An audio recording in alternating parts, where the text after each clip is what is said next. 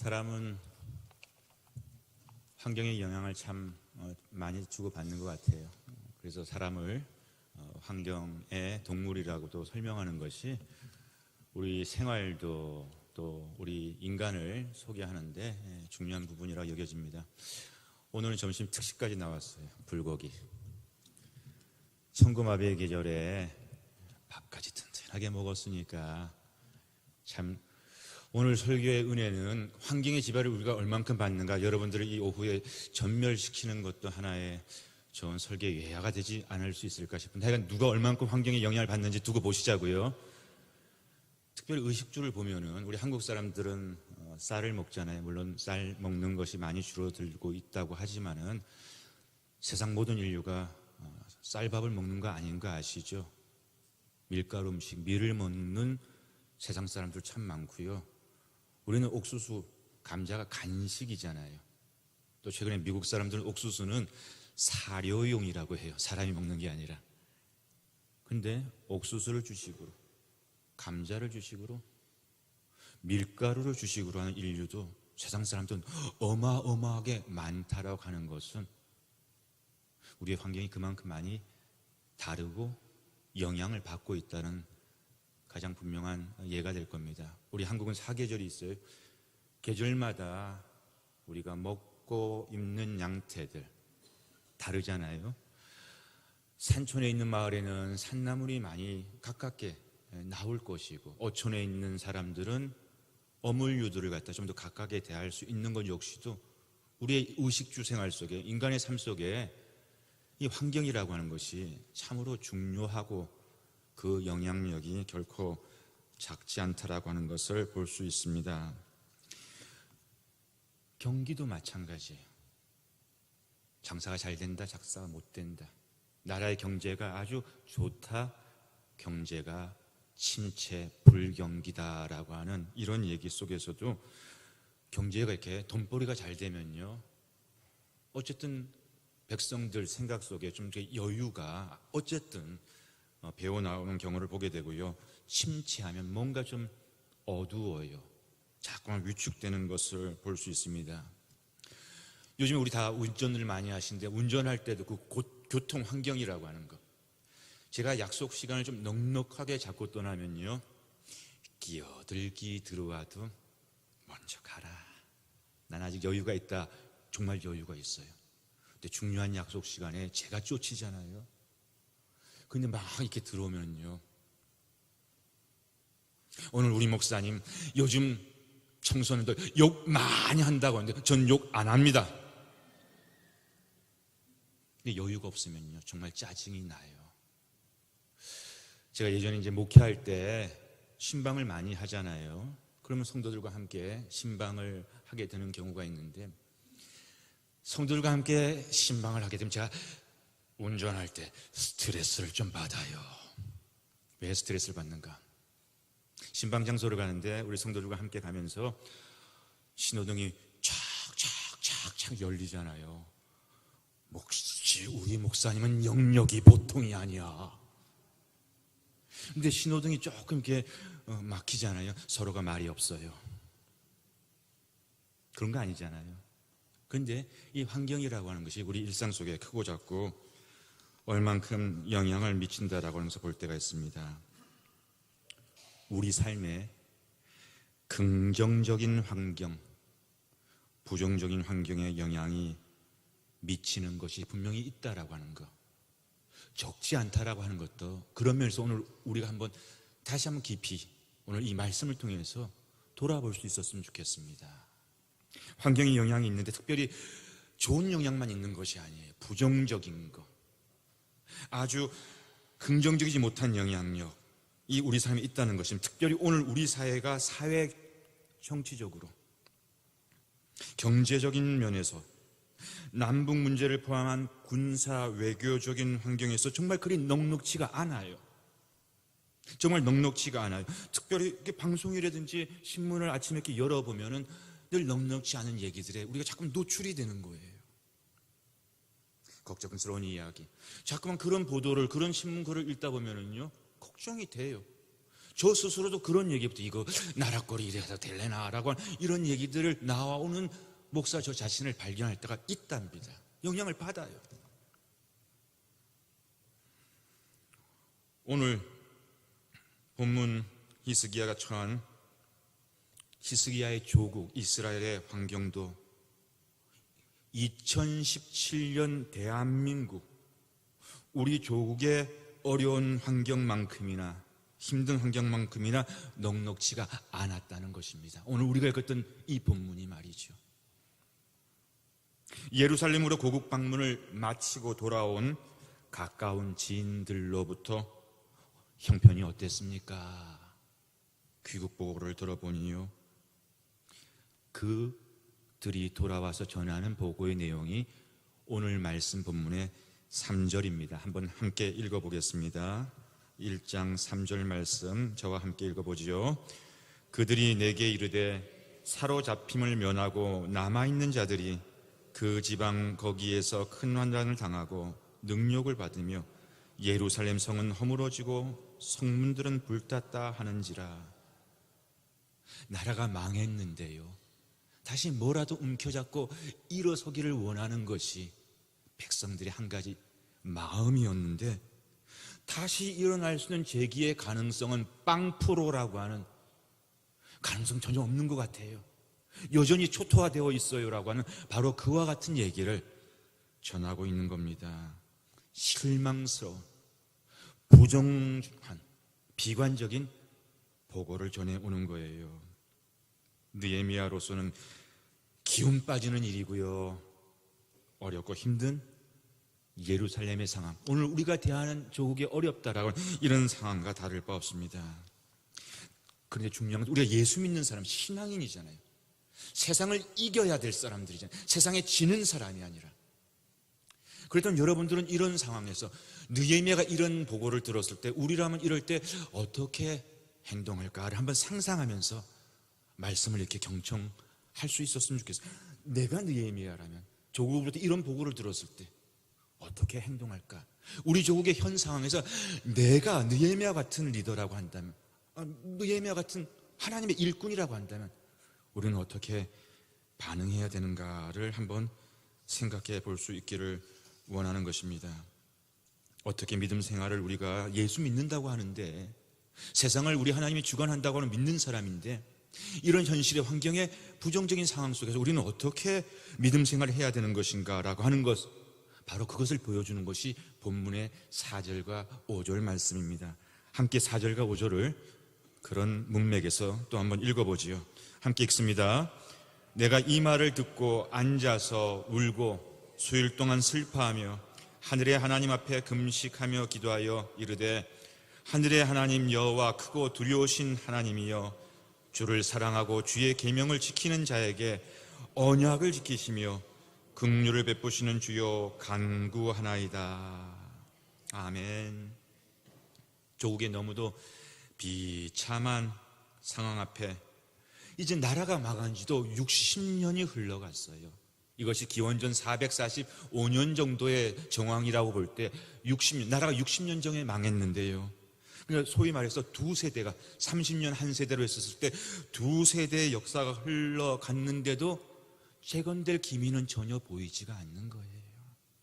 이미 그것을 재건해 보겠다고 돌아간 백성들이 두 차례 이상 있었고 그런 노력들이 행해졌음에도 불구하고 결과는 너무도 미미한 거예요. 그런 상황에서 지금 저와 여러분, 예수 믿는 사람들, 하나님이 이 역사의 주관자라고 하는 그것을 믿는다라고 하는 우리들은 어떠한 태도와 행동을 취해야 하는 것일까요? 느헤미야를 통해서 나의 개인적인 삶의 위기와 어려움, 부정적인 환경, 우리 국가 민족의 부정적인 여건과 환경 속에서 우리는 믿는다라고 하는 건 어떻게 하는 것이 믿는 사람다운 것일까라고 견주어 보자는 말씀입니다. 느헤미야는요, 울었습니다. 저를 한번 따라하겠습니다. 울었습니다. 금식했습니다. 그리고 기도했습니다. 여기서 한 가지, 울었다, 금식했다, 기도했다, 우리 늘 강단에서 듣는 의례적인 얘기예요. 뻔한 결론이에요. 교회에서 이런 얘기는 닳도록 들었습니다. 근데 여기서 저와 여러분이 깊이 생각해야 될 질문 하나가 있어야 돼요. 느헤미야가 저렇게까지 울 필요가 있었을까? 느헤미야가 저렇게까지 금식할 이유가 있었을까? 저렇게까지 간절하게 부르짖을 만한 이유가 있었을까? 내가 죽을 병에 걸렸어요. 내 가정에 큰 위기가 왔어요. 뭐 이런 거 견주어 보잔 말이에요. 내 의식주에 큰 위기가 왔어요. 내가 직업을 떨어지게 생겼어요. 내가 뭘 꼭 붙어야 되겠어요. 느헤미야가 저렇게 간절할 이유가 있을까? 라고 하는 것을 한번 물어보자는 것입니다. 여러분, 미국에서 한국을 찾는 교류가 많아요. 특별히 미국에서 태어난 2세들, 3세들이 우리 조국을 찾아오게 되면요, 외국에서, 미국에서, 해외에서 태어난 그런 청년들이 이곳에서 태어난 우리 젊은 청년들만큼 이 조국이라고 하는 것, 코리아라고 하는 것에 대해서 느낌은 다를 수밖에 없는 그런 면모들을 볼 때가 있습니다. 특별히 한국말을 이렇게 여기서 자라난 우리 후세대들처럼 하기가 대단히 어렵지요. 근데 말이라고 하는 것, 언어라고 하는 것은 사실은 그 문화의 가장 상징적인 요소고 그 민족의 정신을 포함하고 있는 것이 말이고 언어일 수 있지 않겠습니까? 느헤미야가 그런 면에서요, 이민 2세대라니까는요, 이민 3세대라니까는요. 예루살렘 이스라엘이 어떻게 생겼는지 거기서 교육을 받아봤어요. 거기서 뭐 나오는 음식을 먹어봤어요. 이민 2세대 3세대, 우리가 외국에서 이렇게 오래 살다가 온 청년들 만나는 거, 그런 환경하고 유사한 경우가 될 수 있다는 것입니다. 절박할 이유가 없어요. 페르시아의 수도 수산성에서 예루살렘은요 2역 멀리예요. 교통이 지금처럼 빠릅니까? 인터넷이 있습니까?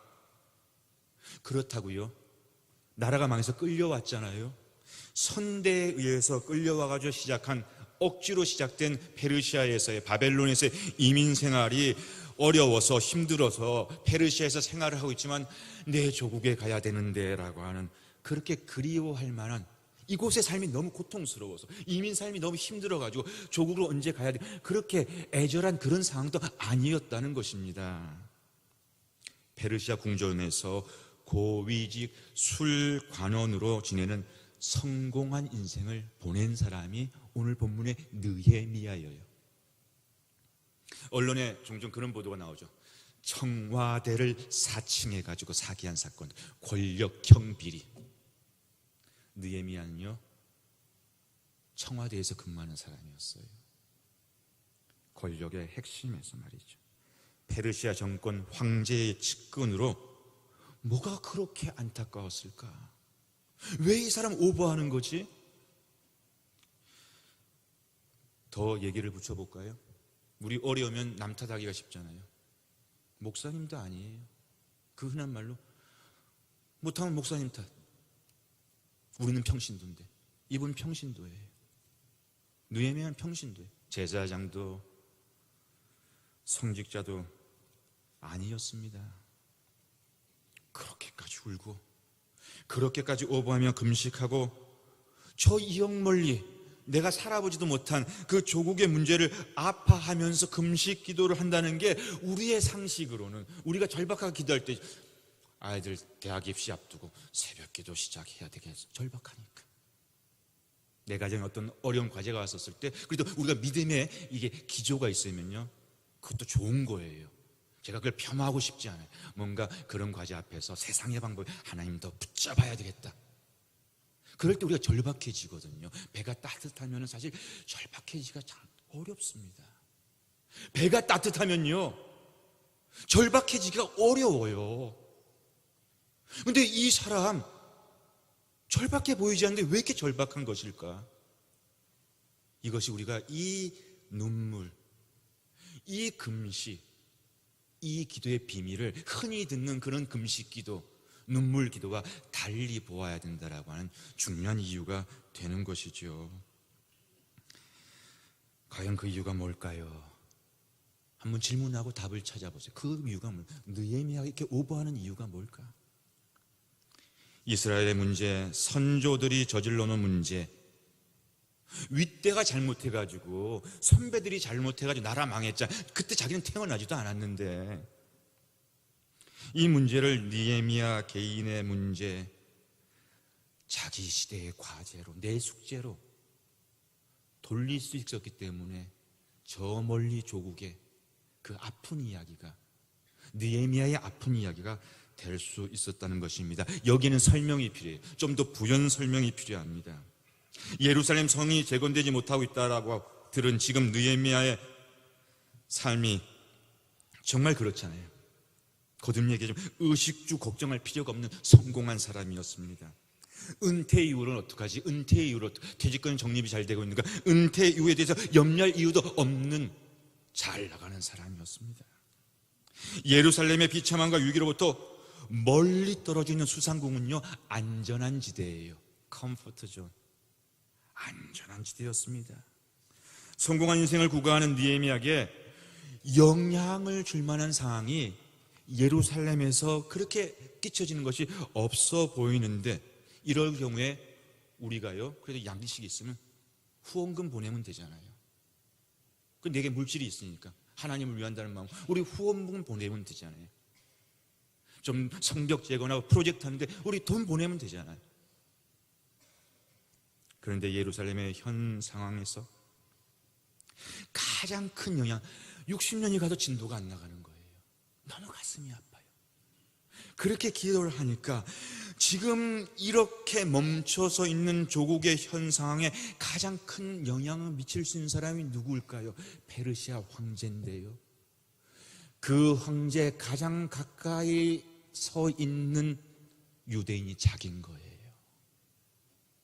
가장 안전하고 가장 성공한 위치에 있던 사람도 느헤미야인데, 달리 보니까 조국의 이 어려움을 풀어낼 수 있는 그 권력자의 가장 가까이 있는 믿음의 사람, 신앙인 보니까 자기인 거예요. 동전의 양면이에요.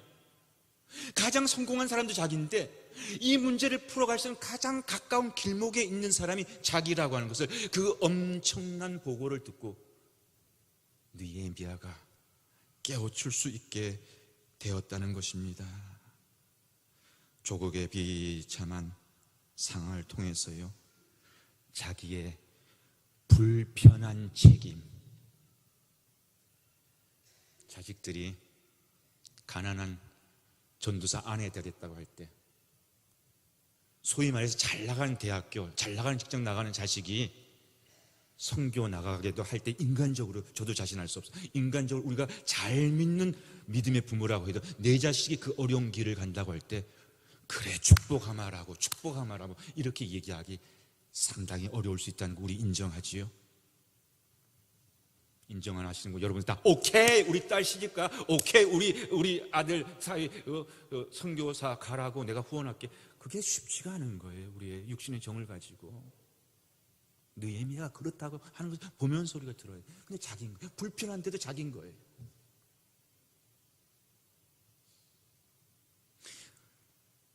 에스더를 향해서요, 에스더야, 모르드게가 얘기하는 거예요. 지금 네가 왕비가 된 거가, 권력자의 옆에 앉아서 영화를 누리는 것이 이스라엘을 이 하만에게서 건져내기 위한 이때를 위해서 네가 왕비가 됐는지 어찌하나. 왕비가 개인적인 그 집안의 성공이었는데, 영광이었는데, 그것이 사실은 이 위기에 하나님이 쓰시기, 바로 그 거꾸로를 보았듯이, 거꾸로를 에스더에게 도전시켰듯이 느헤미야가 그것을 지금 본 거예요.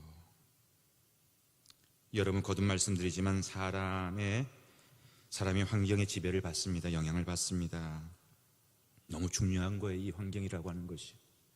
이게 오후에 드리는 거, 새벽에 예배를 드리는 거, 그 환경이 달라요. 밥을 든든하게 먹고 드리는 거, 근데 별로 안 좋으시네. 아직까지 환경의 영향을 안 받고 계시네. 그럴 때 더 중요한 건, 환경이 정말 중요합니다. 근데 이 환경의 문제도 결국은 그 환경을 대하는 사람의 문제가 될 때가 더 많다는 거예요. 그 환경을 대하는, 그것이 부정적인 환경이라 할지라도, 그것이 비보라 할지라도요, 그 환경을 대하는 그 접하는 사람의 태조의 문제로 귀결될 때가 많다는 것입니다. 다시 말해서 환경의 문제는요, 우리 예수 믿는 사람들에게서 믿음의 문제로 귀결되어야 할 경우가 많다는 것을 믿으시기를 바랍니다. 이게 세상을 이기는 비결이에요. 세상을 파워리스하게, 예수를 100년 믿어도 맨날 내 삶의 역사가 보이지 않는, 힘이 없어요. 끌려다녀요. 정말 남들이 볼 때는 파도와 같은 어려움이 와도 헤쳐내가는 분들이 있거든요. 파워풀하게 이겨내는 분들이 있거든요. 태도가 다른 거예요. 믿음으로 그 환경을 접수할 수 있어요. 해석할 수 있는 힘들이 있었기 때문입니다. 여러분, 우리 66권 성경에 가득한 메시지, 이게 자주 등장하는 일관된 큰 메시지들이 있는데 그 중에 하나가 뭡니까? 고난이 유익이라. 믿음 없는 사람들, 세상 사람들은요, 미쳤다고 이런 얘기를 이해를 못해요. 고난이 왜 유익이야?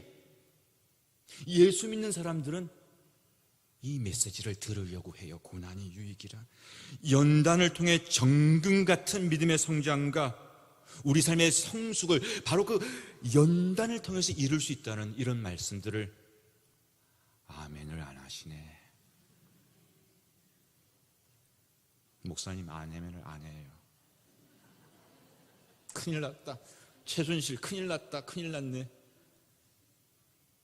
성경에는 참 이 메시지가 많습니다.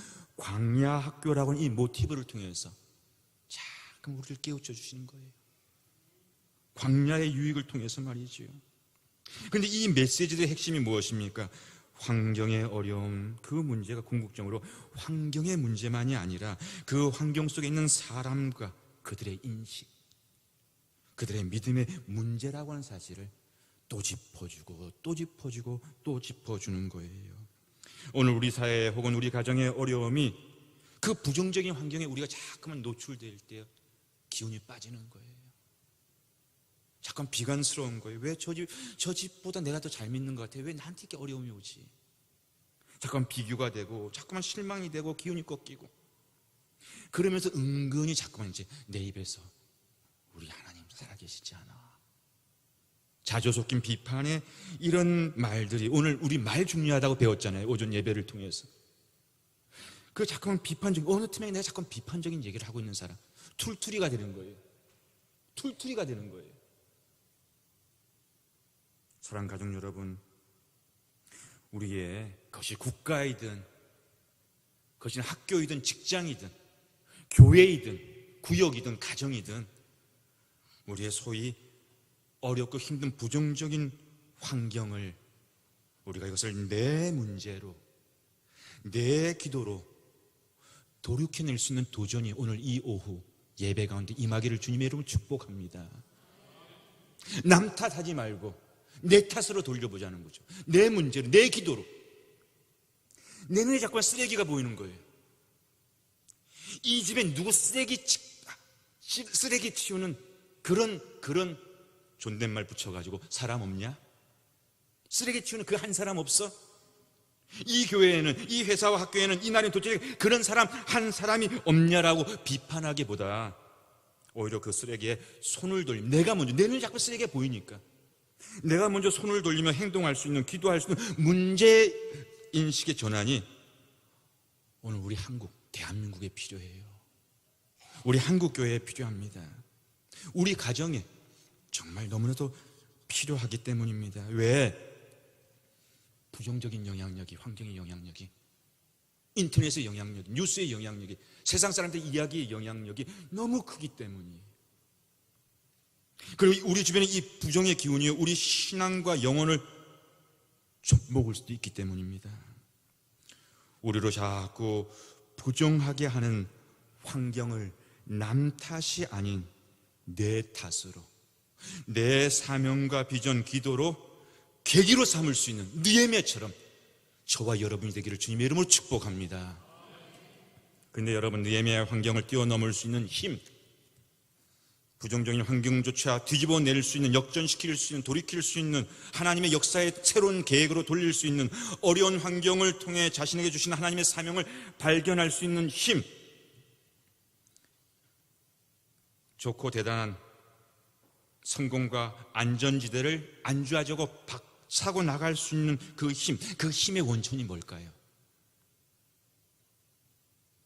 알겠습니다. 이거는 제가 다음 기회에 돌리겠습니다. 이것까지 하면 우리 길어져요. 안 돼. 길어지면 안 돼. 싫어하죠. 길게 해도 괜찮아요? 한 가지만 오늘 1절을 통해서 찾아보고 말씀을 마칠까 합니다.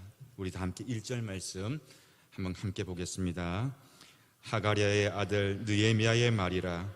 아닥사스다 왕 제20년 기스르올에 내가 수상궁에 있는데. 느헤미야서가 13장으로 구성되어 있거든요. 그 13장을 통해서 우리 하나님의 구원의 놀라운 역사, 파워풀한 역사를 성경이 펼쳐나가는데, 그 1장 1절에서요 느헤미야를 성경은 이렇게 소개하기를 원합니다. 느헤미야가 말이지요 라고 하지 않고요, 하가랴의 아들 느헤미야라고요. 누구누구의 아들 느헤미야라고요. 후대 유대인들이, 오늘 저와 여러분이, 후대 유대인들과 오늘 예수를 믿는 저와 여러분이 이 성경을 읽을 때마다 느헤미야가 아닌 하가랴의 아들 느헤미야로 기억하게 하기 위해서 성경은 그렇게 기술된 거예요. 기록된 거예요. 왜 그러면 느헤미야라고 소개하지 않고 하가랴의 누구누구의 아들, 누구누구의 딸이라고 그렇게 소개를 하고 있는 걸까요? 느헤미야에게는요, 믿음의 선진, 믿음의 분호, 믿음의 가정, 믿음의 가게가 있었다는 것을 일깨워 주기 위함이었습니다. 느헤미야의 위대함, 그 아들이 잘났어요. 그가 훌륭해요. 그가 정말 위대한 믿음의 사람이었어요. 그러나 그 개인의 위대함이 앞서서 그 개인이 위대하게 가기 위한 그 앞선 시간들의 가치를 우리가 기억하자는 것입니다. 바로 느헤미야의 선대의 위대한 믿음이 있었다는 점을 성경은 우리로 놓치지 말라는 거예요. 그리고 중요한 것은 그 믿음이 단절되지 않았습니다. 우리 믿음 단절되는 얘기도 얼마나 많아요. 대학교 가면서 우리 자식들 떠나가요. 청년 활동하면서 믿음을 방황해요. 우리 일이 단절되는 얘기들이 얼마나 많습니다. 그런데 이 믿음은 단절되지 않은 믿음이었다는 것입니다. 이어져 갔습니다. 계승되었습니다. 그것이 이스라엘과 느헤미야의 축복의 비밀이었어요. 저와 우리의 가정이, 우리 시온성교회 모든 성도들이 이렇게 이어가면서 이 놀라운 하나님의 은혜 복을 받기를 저는 원합니다. 오늘 우리 젊은이들이 많이 힘들어요. 정말 많이 힘들어요. 대학교에서 만나는 많이 힘들어요. 힘들다 못해 맨날 언론에서 나오잖아요. 부추기기도 하고 헬조선, 내 조국을 헬조선이라고, 지옥 같은 나라라고, 지옥 같은 세상이라고. 젊은 기상과 패기, 젊은 세대에 너무 강하고 많은 부정적인 영향력이 우리 사회에 자꾸만 커져가는 것 같아요. 언론도 먹고 살아야 되니까.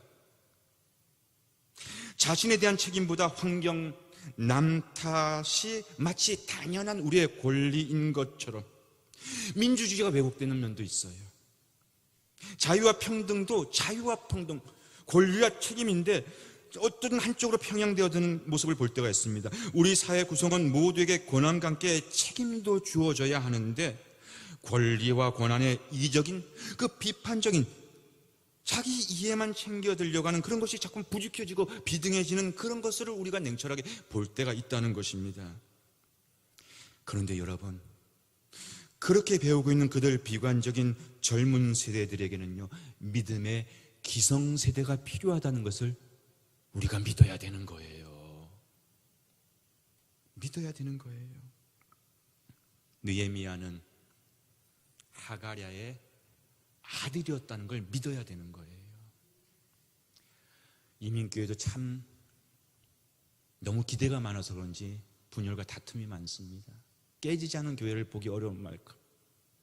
그러다 보니까 하나님의 은혜로요, 2세, 1.5세들 목사님이 되겠다고, 사모님이 되겠다고 주의 종의 길을 가는 그런 친구들 꽤 많이 나와요. 그런데 그런 2세들 만나보면요, 똑똑해요. 실력이 있어요.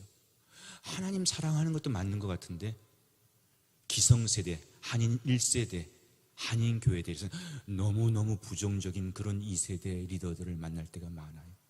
근데 소수의 예외예요. 그렇지 않은 친구들을 만날 때도 있어요.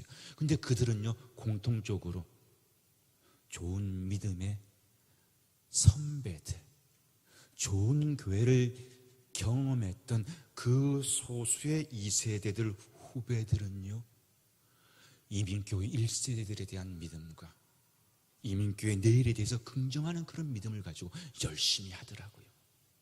하가랴의 아들, 하가랴가 있었던 사람들에게는 이민교회가 그렇게 다툼만 해도 다른 길을 가둘 수, 그 힘을 가지고 있더라고요. 느헤미야는 하가랴의 아들이었습니다. 기성세대라는 저와 여러분, 하나님을 믿고 하나님의 약속을 확신하는 우리들부터 먼저 지키시고 살리신다는 약속을 받으셨어요? 못 받으셨어요? 우리 하나님이 나와 내 가정을 지키신다고 약속하셨습니까? 약속 안 하셨습니까? 아멘이 없네. 약속하셨잖아요.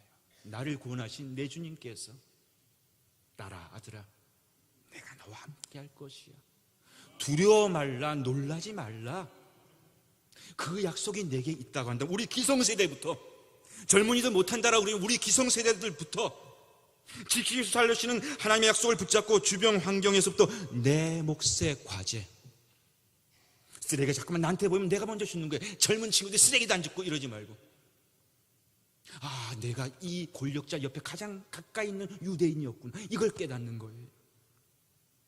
지키시고 살리신다는 약속을 붙잡고 주변의 환경에서부터 내 몫의 과제를, 실마리를 내 가정, 내 교회, 내 일터에서부터 찾아갈 수 있는, 할 수 없어, 할 수 없어, 할 수 없어, 나 혼자인데 할 수 없어라고는 자조 섞인 세상의 목소리를 따라가는, 내게 능력 주시는 자 안에서 할 수 있어요, 할 수 없어요? 할 수 있어요, 할 수 없어요? 시원시원하게 할 수 있어요, 할 수 없어요? 아멘. 내게 능력 주시는 자 안에서 할 수 있다라고 하는 바로 그 선한 기성세대의 영향력들이, 그 선한 믿음의 바이러스들이 되시기를 주님의 이름으로 축복합니다. 기도하겠습니다. 하나님, 먼저 우리를 축복해 주세요. 주님의 선한 영향력이 되기를 원하는 우리를 축복해 주세요. 우리의 환경 사방으로 우여쌈을 당한다 할지라도 우리의 믿음이 이길 수 있다는 그 확신을 가지고 세대를 뛰어넘는 그 믿음의 가교가 되어 우리 시온성교회와 우리 성도가 이 대한민국의 기로 여러 가지 많은 부정적인 그런 현상들이 불같이 일어나는 이 시대 앞에서 하나님의 역사를 우리 젊은이들과 함께 해 나갈 수 있도록 축복하여 주옵소서. 이 모든 말씀 우리 주 예수 그리스도의 이름으로 간절히 기도합니다.